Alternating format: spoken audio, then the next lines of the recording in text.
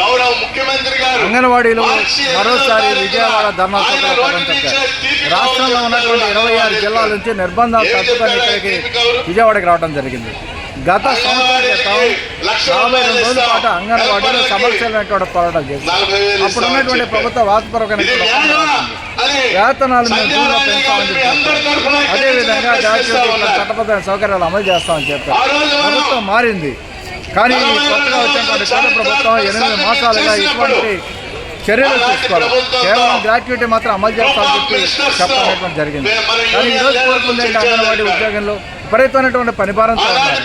అలాగే బీపీలో షుగర్లో heart attacks అన్నీ కూడా రావడం అనేటువంటి జరిగింది. విపరీతమైనటువంటి పనిభారంతో నలిపోతున్న అంగన్వాడీలు మరో పక్కన ధనాభారం, విద్యా వైద్య ఖర్చు చాలా పెద్ద ఎత్తున పెరిగిపోయి ఈ నేపథ్యంలో కనీస వేతనం 26,000 ఇవ్వాలనేటువంటి వాళ్ళు ప్రధానమైన డిమాండ్ చేస్తూ ఉన్నారు. ఆ డిమాండ్ అమలు చేయాలని చెప్పేసి ఈరోజు కర్ణాటకలో ధర్నా చేయడం జరుగుతూ ఉంది.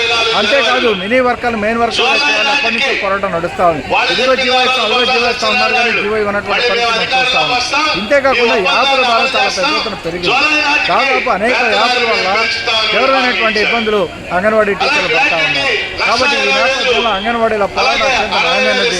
ఇప్పటికైనా రాష్ట్ర ముఖ్యమంత్రి గారు అంగన్వాడీ యూనియన్ నాయకత్వాన్ని చర్చలు పిలిచి వెంటనే వేతనాలు పెంచడానికి మాత్రమే చర్యలు చేపట్టాలి, లేకపోతే మరో పోరాటానికి రంగం సిద్ధం చేస్తామని చెప్పేసి సిఐటి శ్రీనివాస్, సిఐటి ఎన్టీఆర్ జిల్లా ప్రధాన కార్యదర్శి.